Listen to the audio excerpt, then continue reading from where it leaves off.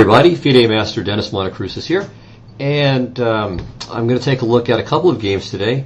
One was played very recently by Magnus Carlsen in a win he had against Timur Radjabov from the Tal Memorial in Moscow in mid-June of this year. The other game was played long ago, back in 1936. And, of course, there's a relationship between the two games, which is why we're going to look at them. So, Carlsen had black against Radjabov. I'll discuss the second game later, although I assume from the tags and the description you'll know what the game is anyway. So, but at least as far as the lecture goes, if you haven't read the tags or the description, then it'll be a slight surprise. Anyway, Radjabov played the Scotch, which he's done very often. And I'm not sure if he plays anything else against 1e5 after e4. But given that Carlsen, of course, worked with Kasparov for a year and knows at least all of Kasparov's secrets, or most of Kasparov's secrets, about the Scotch, I'm not sure that it's the best decision. On the other hand, you have to play what you know, and it's not as if Gary Kasparov is the only player who can come up with good ideas in certain openings either. At any rate, the game continued like this. Carlsen chose the bishop c5 line. Radjabov played knight to b3 earlier in the tournament, but played knight takes c6 here, and this is quite common. Queen d2 used to be the main move, but queen f3, heading for or trying to head for an endgame, has been the most common choice. So Carlsen avoids that majority, the imbalanced majority kind of positions that can arise after, let's say, queen takes f3. G takes f3, and then, for instance, d takes c6. Where here, despite the double pawns, white still has the potential of making a passed pawn over on the king side, just using the pawns by themselves, for instance, while black can't do it on the queen side with his double pawn. So that's one of the ideas behind this queen f3 system. Okay, so Carlsen plays b takes c6 and avoids that. All right, queen g3. d6, knight c3, queen g6, and okay, I'm not really so interested in the opening. It's more the ending that is where things come into play. All right, now here apparently castles by Radjabov was a novelty. f3 had been played by Radjabov himself a few years earlier against Aronian, but that game ended in a quick draw. So it was knight to d7, bishop f4, f6, bishop c4, knight e5, and draw agree. So not the most testing game or approach by white. So Radjabov tried something different. He castled, but this didn't really seem to lead to much either. So takes, knight g4, and again f6. So he wants to be able to put the knight on e5 when the time comes, and to recapture with the f pawn, not the d pawn, as that would further weaken black's queenside pawn structure. So rook a to d1, h5, bishop e2, bishop e6.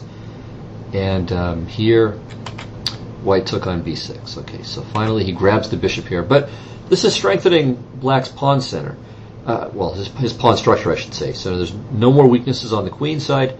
This mass with the pawns on d6, c6, b6, and c7 is quite solid. And as we'll see, it can prove very effective. Okay, so a3, king e7, f3, knight e5, king f2, and b5. All right. So black is gaining some space. Carlsen suggested in the press conference that maybe he was, played this a little bit too quickly, but in general he was very comfortable with his position already. And indeed, it's hard to see what exactly it is that the white can do with his bishop here. I mean, it really is just a complete non-factor. Black has a nice space advantage on the queen side, which doesn't mean that he's going to, let's say, infiltrate over there, but it does mean that any pawn advances over there are going to be in black's hands.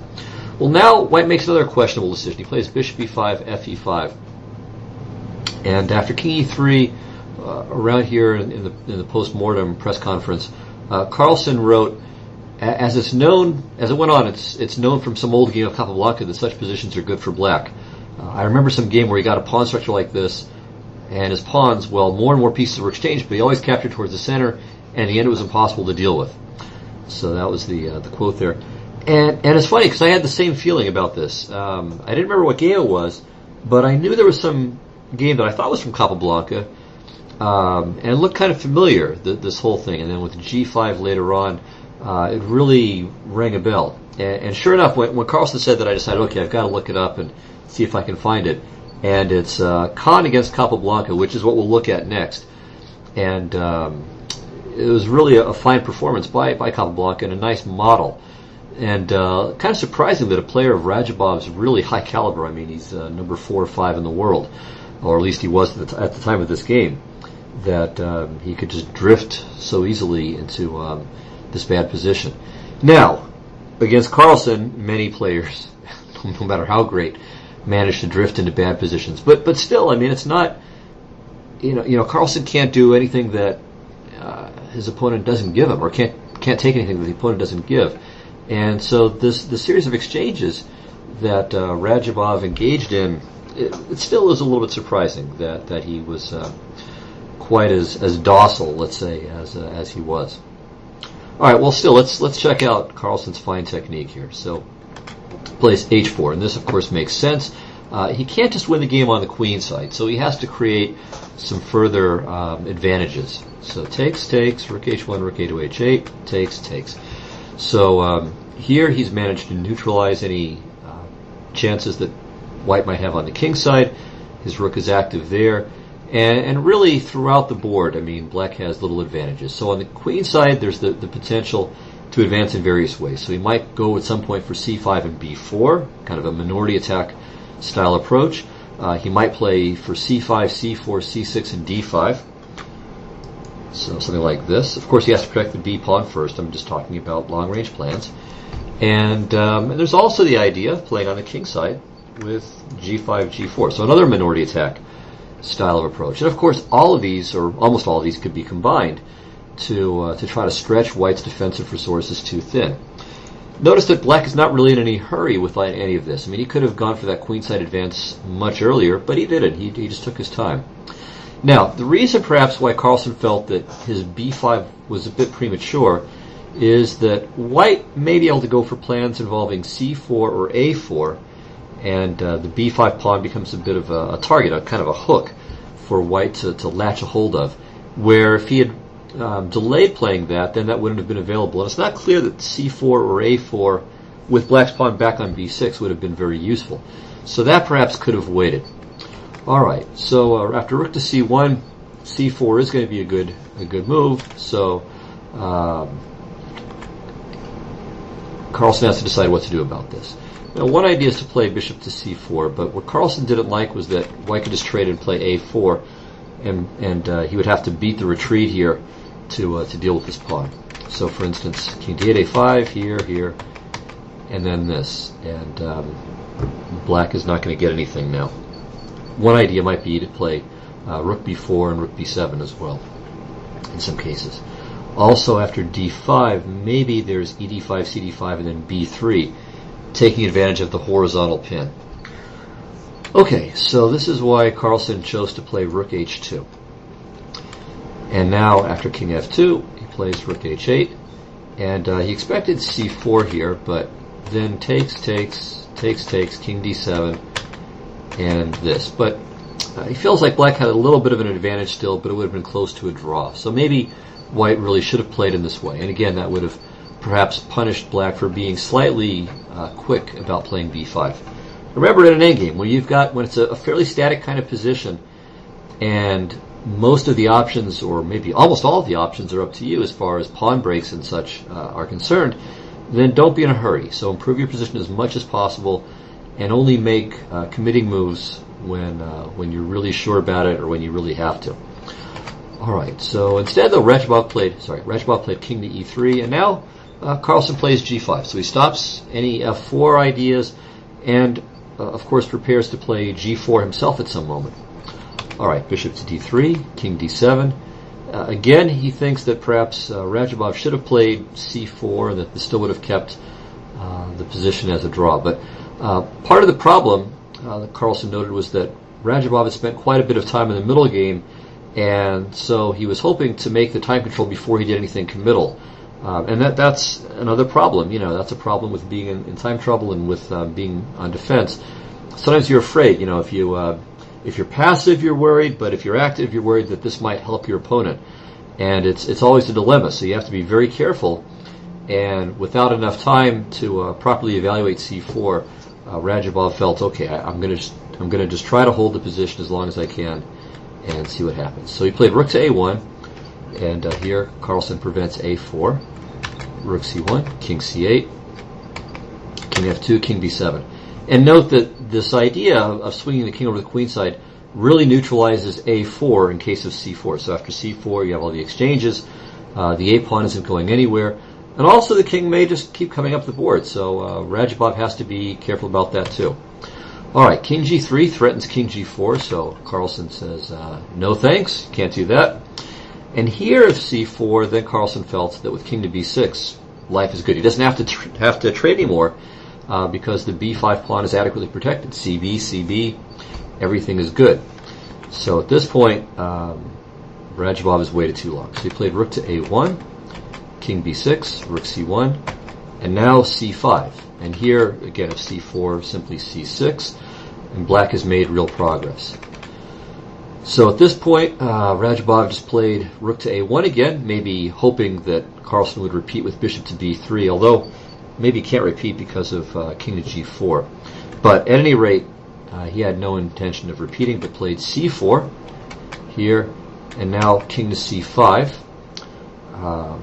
And here a4 is no good because of b4. That was the idea of king to c5. So in fact, we'll see later the king goes back around, but this is just a convenient stopgap measure to stop a4. All right, rook to e1, c6, and white is going to keep his rook on the e file to prevent d5. So bishop to b1. You can see he's very passive at this moment. And note with the pawn on c4, of course, white can't play c4, obviously himself. He can't play b3 because it's overprotected. And so that leaves just a4.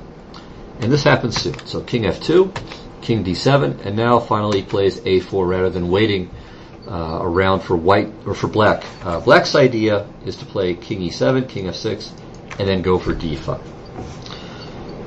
So a4, b takes a4, rook a1. Yeah, he doesn't want to play bishop takes a4 because after rook to b8, now he's terribly passive. So the rook is lousy on e2.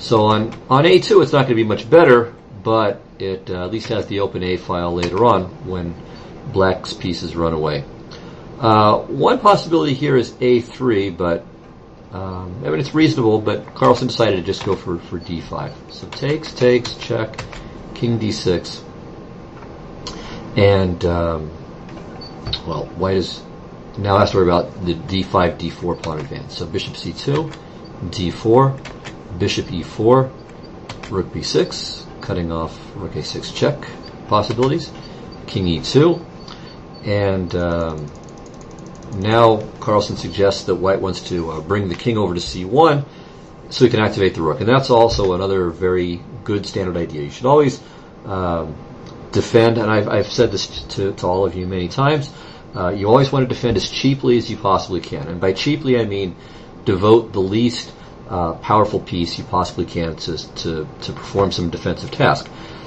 In endgames, kings are considered to be worth about 4 points. Not that you can trade your king for a rook or anything like that, but in the sense that, in terms of its power, its mobility, its use, it's a bit stronger than a bishop or a knight typically, but a little bit weaker than a rook. So the idea of swinging the king to c1 or c2 to cover the b2 pawn to activate the rook makes good sense. Well, here he comes with that king e2, but now g4. So black is going to create some problems over on the other side of the board, and it gives white another unpleasant decision.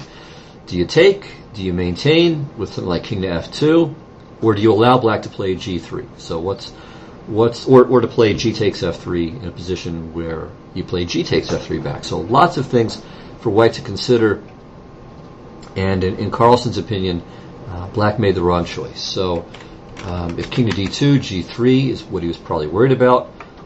There are bishop to h3 ideas that are possible, but maybe white has decent chances to draw. Another idea is to play king f2. and perhaps Carlsen would have played bishop to d5 at this point. On gf3, again, bishop to d5 may be worthwhile too. So that's something for white to consider. In the game he played f takes g4. Okay, then check here. And the problem is, it's not that the g pawn is going to be weak, but rather the e5 pawn is passed. So now white is in serious danger of black's ending up with two connected passed pawns in the center of the board. So that's the worry here. So now Carlsen plays bishop to e6. He wants to trade off the bishops at this point when this mass of pawns that black has in the center will decide. All right, if king to c1 here, then d3 was his idea. Say rook a5. Maybe still has some chances. Perhaps instead bishop to d5. Takes. And in Carlsen's opinion, this would be winning as well. So here, black's king is just too active. So it's probably winning. So instead of king to c1, Radjabov played the slightly more active-looking king to d5. King to c2, excuse me. Now, bishop to d5, takes, and here's the reason why king to c2 might not have been as good as king to c1. It's that black gets this d3 check-in with tempo. If he took straight away, then takes here, and now because the white king is on c2, rook c5 is drawing. There's no king to d3 response. So that was what Radjabov had in mind, but what he had missed or underestimated or just felt he couldn't do anything about anyway was d3 check. So king d2, king takes d5, king e3. Maybe he felt that rook a5 check would be sufficient here, but after rook g6, rook a5, king e6, white's just a little bit too late. So first of all, if he trades rooks, then the pawns are too far split, and black will win. And if he doesn't play b3, then white just brings his king up the board and takes the g2 pawn, then plays e4, then plays d2, and let me just illustrate this. So king's here, white is just kind of waiting around, but black will play e4 to create zugzwang to win the g2 pawn if necessary, and then finally, let's say the black pawn is on e4, white king is on e3, the black king is on g2. Black plays d2, king f2, and then e3, e2, e1 winning. So that's what black does if white does nothing. And again, if he plays b3, just takes, e4, and white can't stop both pawns. So that's rook a6. If rook c5, then rook g2, rook c4, d2, and black just queens straight away. And finally, there's king to e4 is chosen in the game, hoping to play rook e5 check or rook a6 check. But the bad news for Radjabov is that black consolidates, doesn't lose anything, and can push the white king all the way back. So king f3, rook f4, king e3, rook f1. And here, white was about to lose on time, and he resigned just before he did. So he had one more move to make to the time control, but there's just nothing that's adequate. For instance, if g3, then rook e1 check, king d2, rook e2 check, and then e4 followed by e3 followed by a rook check on the back rank, mating or driving the king to a2, after which the black pawns will promote. So outstanding technique by Magnus Carlsen. But let's see the great predecessor to this game. The thing is that it's very easy to forget that even a player like Carlsen is learning from the legends as well. So it's not just that he sprang fully formed from the head of Zeus as a 2800 chess player, but he learned. He saw these model games just as we hopefully will learn from Carlsen's game, and of course from the Capablanca game. So this was played in Moscow in 1936. One of Capablanca's great successes from the end of his career. I forget if he took first in this one, a point ahead of Botvinnik, and showed himself still to be a player at the top of the world stage. All right, so he had black, and Ilya Khan was a very good Soviet master. I don't know if he was a GM strength player by today's standards or not, depending on your view of inflation and how good he was, but certainly he was a very strong master who had some good results over many years. All right, so here I just want to point out for your amusement, there's a famous old game. I think it was Hempy against Meitner, where white played knight a4 and then black played bishop takes f2 check, drove the white king all the way, I think, to something like c6 or even b7, and it's a famous game that ended in a perpetual check. Really a cool game to analyze. So that might be a fun game for you to turn the computers off and just see what you can work out. So I think it went something like king f2, queen h4 check, king e3, queen f4, king d3, d5, and I think king c3, queen takes e4, king b3, knight a6, threatening queen to b4 mate, a3, and then queen takes a4, king a4, knight c5. And I don't remember if it was king b4 or king b5 here. I think, let me see if I remember this whole game. Okay, king b4, a5 check, king c5. Okay, he's got to play knight e7 to prevent the king from taking on d5 and escaping. And then, what did he do? So the threat is b6, and then bishop to d7 mate. So yeah, it was bishop to b5 check, and then yeah, I don't recall from here if black played c6. I don't think he did. I think he moved his king somewhere, probably d8, and then there was some ridiculous looking move like bishop to c6, with the idea that if knight takes c6, he has king takes d5, and on b takes c6, then there's no b6 check. So I think the game went b6, king b5, bishop a6, king a4, bishop c4. Okay, I'm really not sure about all of this. I'm just trying desperately to remember. Maybe queen g4, threatening mate. Okay, yeah, I'm not certain about this. Let's do the old lookup here, because this is really not the point of this video, but it's just such a cool old game that you guys may want to check it out. Okay, so I'm not remembering it correctly. Okay, I'm sure it's right up to here. So let's redo the search here. Okay, quite a few people have used this as a draw. I guess one poor person with white managed to lose this. Yeah, so there it is. Hempy Meitner, copying a notation. Okay, so yeah. I was almost right. Okay, so here, yeah, not knight takes c6, but bishop a6 check. Sorry, instead of that, knight takes c6. Excuse me.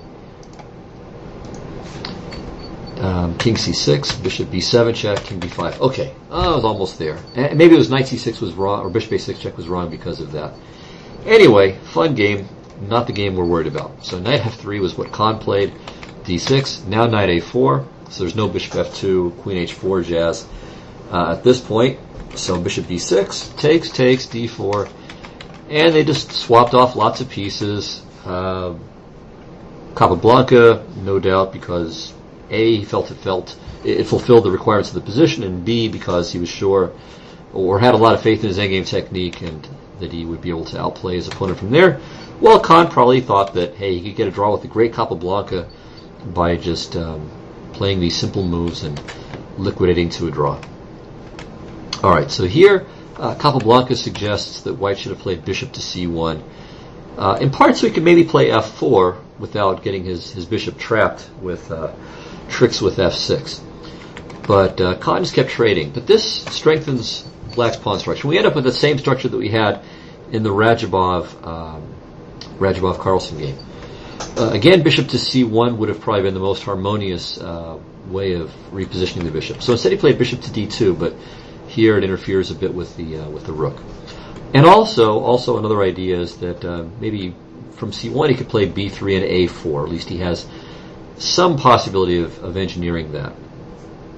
All right, here rook to a4 was quite good, pushing the bishop to the more passive d3 square. Okay, knight e5, bishop c3, and of course f6. All right, so again, it's looking increasingly like our Radjabov-Carlsen game. Rook e8, rook f2, and now a very nice idea from Capablanca. Plays bishop to c8. So he could play knight takes d3, but then with the opposite colored bishops, white's drawing chances are increased in the sense that in both positions objectively, white is still well within range of a draw, but with the opposite colored bishops, it's easy to draw. I mean, the number of problems that black will be able to pose for his lower, well, and I don't want to say lower rated, there were no ratings at the time, but his weaker opponent would be less than they are in the game. So bishop c8, with the idea of eliminating the bishop pair, but without creating opposite colored bishops, is a very nice idea. Here, perhaps some kind of prophylactic plan like rook to a1 would have been to the point. The idea is that after bishop to a6, b3 is a catastrophe for black's rook, and white is in charge now.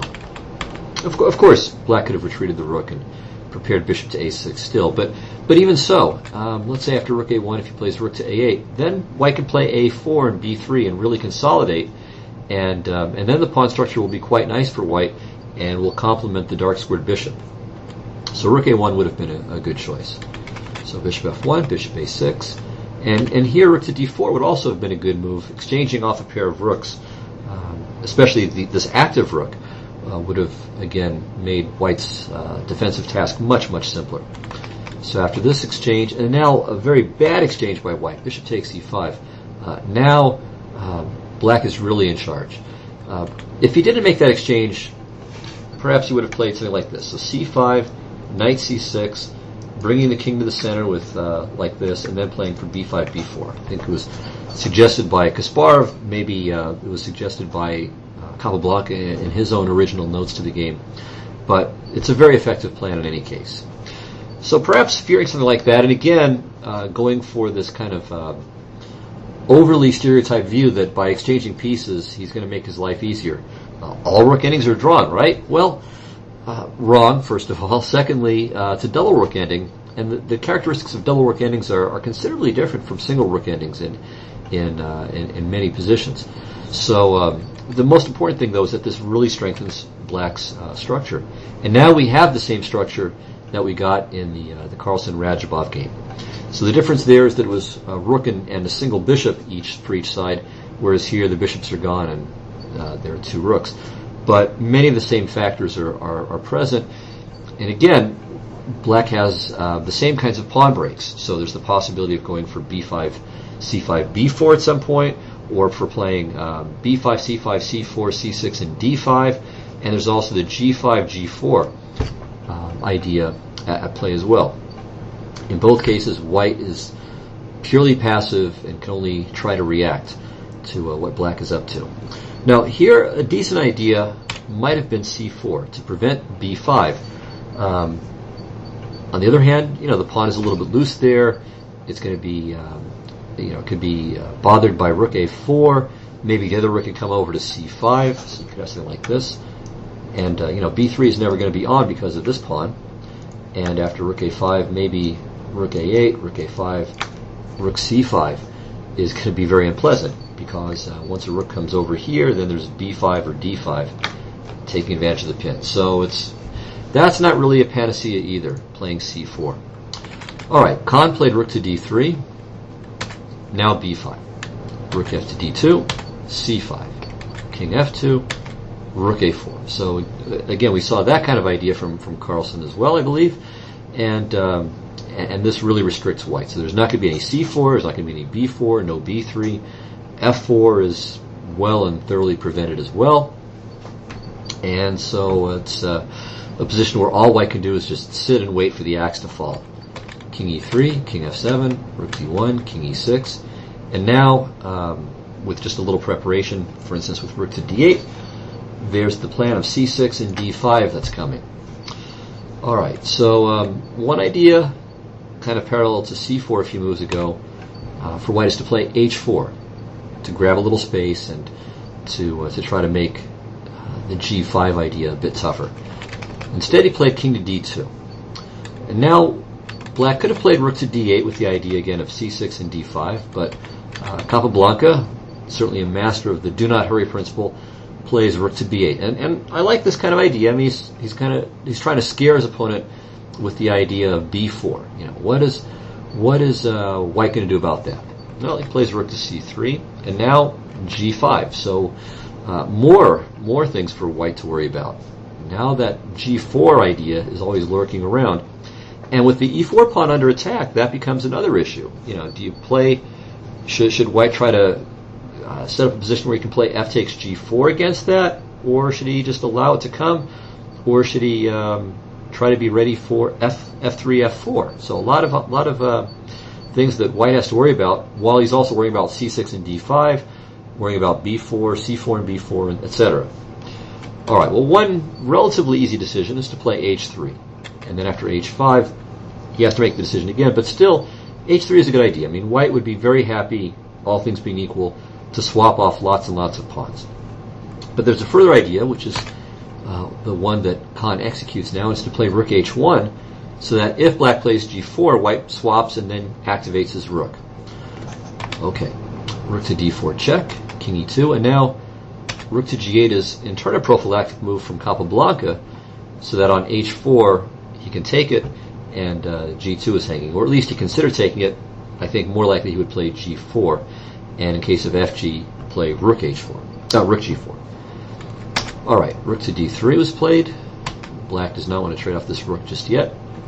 Rook h to d1, and now you could play rook to b8 and switch gears over here. But again, after rook h1, c4, rook c3, it seems like white is in decent shape for any b4 funny business, and meanwhile h4 might be on the agenda. So Capablanca continued consistently here with g4, hg, hg, and now if rook to h1, he would swap, check, driving the white king back, and now play b4. Of course, the pawn is immune from capture due to rook to a1 mate, but white has to worry about things like c4, and if the rook goes back, then black would just trade and play ba3, while on rook e3 there's c3, and on bc then ba, and the pawn is going to promote, or maybe even rook a3 threatening rook to a1 mate. That looks pretty bad for white as well. So instead of rook to h1, Khan played king to e3, and now maybe a slight improvement for black would have been gf, gf, c4, and then just executing this c6, d5 plan straight away. So he played rook to h8, grabbing the open file, but it's not clear if this is really the best file. All right, here black does not have to worry about f takes g4. This would have been just fine. So rook g8, and if king f3, then check, and rook f4 regains the pawn. Well, actually it regains it with interest, because white can't defend the e4 pawn against the combined attack of the two black rooks. So he'll lose that, he'll lose g4, and he'll probably end up losing g2 as well. Therefore, Khan played rook to b3, giving white or black a little something to think about. Because if he plays c6 to defend that pawn, then the rook goes back to d3, and then the d6 pawn is under attack. If black plays b4 here, white will happily swap. If rook to a5, the rook is passive. So Capablanca instead went for his own attack with rook to h2. And now if rook b5, rook g2, black is just too active. So rook to d2, and now rook to d4, threatening again to play rook takes d2 and rook takes g2. So white was forced to move the rook off the d file, but now he could play c6. And there's no doubling on the d file as there would have been a couple of moves earlier. Here, though, white could have played f takes g4, because now black's rook is no longer ready to take on g4 or to gang up on the e pawn, and also white's rook is on e2. So even in case of rook h4 and rook takes g4, he would have king f3 probably. Well, maybe no, then rook f4 check. So he would win the pawn, but still that's going to take too long, and after rook h4, white just plays king f3. So this probably would have kept the balance, and this is why rook h8 might have been a bit inaccurate back here. So he probably should have played gf. So rook h8 is maybe dubious. Okay, well from here, Khan played rook to c3 though, and now maybe Capa should have played g takes f3 or rook h1. g3 is a very good idea, certainly, but again, maybe white could have held the balance here with f4. In fact, the story is that the position was adjourned, or they reached the time control here. Khan sealed his move, and Capablanca offered a draw if White had played f4, and that's kind of bad behavior. You shouldn't really do that because you're getting free information by saying that, by offering such a draw. Because if Khan hadn't sealed it, which he didn't, then he didn't seal it, and so you're saving time on your analysis. So I'm not sure about the ethics of that kind of draw for back in the old days. Anyway, he didn't seal it. He played. Well, let me show you why f4 is a draw. So f4, rook h4 is the point, but after f takes e5, it seems that the pending loss of the g3 pawn will give White just enough play to hold. So, for instance, Capablanca gives this line: rook d takes e4, king f3, rook h to f4, king g3, check, take, and here, and then e takes d6. And Black is a little bit better, but it's not anywhere near enough to win. The point of king g3, by the way, is that if White takes immediately, maybe rook to h3 check could give Black some possibilities. So you just cut that out, and then take, and then the king retreats or returns to the queen side, and he holds. Okay, if instead rook h takes e4 check, king f3, and then you take, or play rook e2 and king king e5, well, all of this is still going to be a draw. So White has a little disadvantage, but nothing serious. It would have been a draw. So Black has been pushing, but a couple of inaccuracies here and there have given White perhaps the chance to hold. But rook to d3 keeps the game going. So now rook h1, f4, and then rook f1 was a good move, cutting the king off from the g3 pawn. And f4 is probably a bit of a mistake. Anyway, here, if takes, king d2, c4, Black is winning. And after f5 check, king f6, c3, takes, now d5. And the central mass is going to prove, again, too serious, just as it did in Carlsen Radjabov. So b3, c4 check, takes, king e3. Well, okay, let's look at some options. If the king goes back to d2, then rook a1 is going to decide. All of White's pawns are weak here. If king to c2, then d4, and the threat of d3 check is just too much.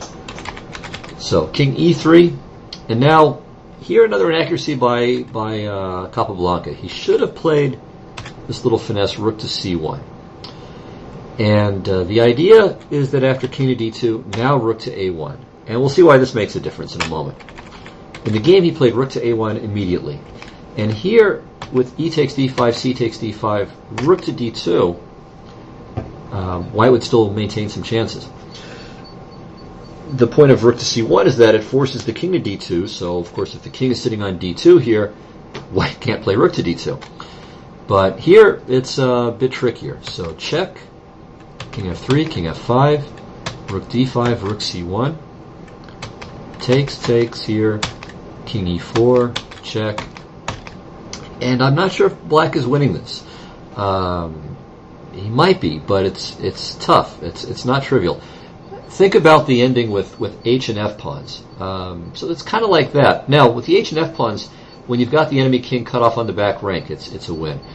So not necessarily an easy win, though. And the thing is, with the passed a pawn, maybe that's going to give White some chances. So I think Black is probably winning, but I'm not 100% sure about it.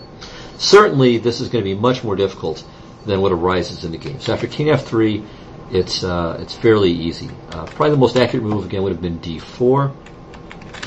He played rook takes a3. And here, king to g4 would have given him some last chances. So rook c3, ed, cd, rook a2. So still a little teeny bit of counterplay, although after e4, I think Black should win fairly cleanly. So after king takes g3, there are no last chances. Rook c3 check, king h4, And here, though, a very good move by Capablanca. If he plays d4, which is certainly very obvious, after g4, it's a bit messy. Rook e3, g5 check. Here, king to e7 is by far the best move. Because if you play king g7 or f7, then after rook a2, the king is kind of getting stuck in front of the pawns, and there can be possible mating nets. So king e7, getting out of the way, is the best move. Rook g2, rook e4, king h5, and now rook e1. And according to the computer, white's still winning, but I wouldn't want to look at this position in a game where I could have won, or where I know I could have won very easily.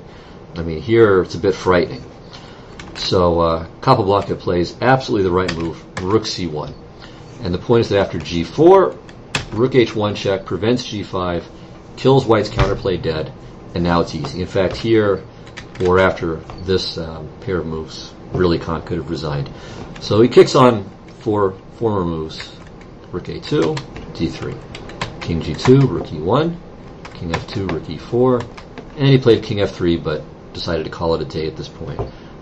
Anything wins here, just about, but rook e1 looks like a simple move. Anyway, whatever he wants to do. He could play rook to d4, rook f4 check. It's all good. So, a very nice game by Capablanca. Some inaccuracies late in the game, where he made his life a bit more difficult and gave Khan some chances, probably in a little bit of time trouble. But overall, I mean, a very nice game, a very, a real model game, and indeed, Carlsen was able to kind of refer back to this in his mind and to really understand just how favorable it was and to know some of the plans and to win himself a model game. So learn from the legends, and both of these guys are legends. Capablanca and Carlsen are already tremendous. Well, Capablanca obviously, but Carlsen nowadays is already a fantastic player and just such a great technician that his games are very much worth studying carefully. And you see, I mean, these are games you can use. So you see how this pawn structure works. Going back to this spot, let's say here, right? So we have this kind of pawn structure. It can arise via a number of different e4, e5 openings, and we understand how to play it. So don't rush for d5. So that's the first thing. You grab some space on the queen side. You can play for g5 and hold the g4 idea over white's head over on the king side. And the slow, judicious combining of all of these possibilities can lead to a lot of misery for white. All right, so I hope you guys enjoyed this and can benefit from it. And it shows that it's not that these endgames are not just going to draw themselves. I mean, in both games, white had chances to hold, but in neither case was it trivial. And it's not just that these guys played badly. Rather, there's something in the position that enabled black to play on and to really put white to the test. And two very good players. Khan was certainly a very good player, and Radjabov is a great player. I mean, number 4 or 5 in the world. And neither of these guys could hold this quote-unquote drawn position. All right, so that'll do it. I will see you next time. Thanks a lot, and take care. Bye-bye.